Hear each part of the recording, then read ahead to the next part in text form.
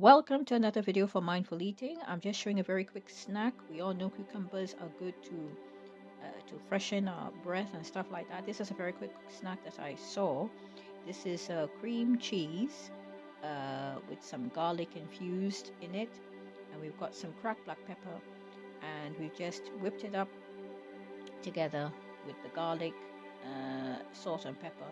Added some more cracked black pepper on top to garnish it off, and a bit of yeah, that's it. So basically this can be like a canapé as well, but this is a light snack you can have in the day whilst you're just relaxing yourself, and you could also use it as a quick canapé as well if you add some more garnish on there. So just a very quick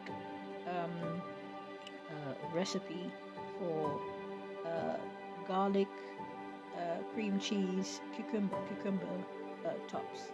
I hope you liked it. Thank you for watching.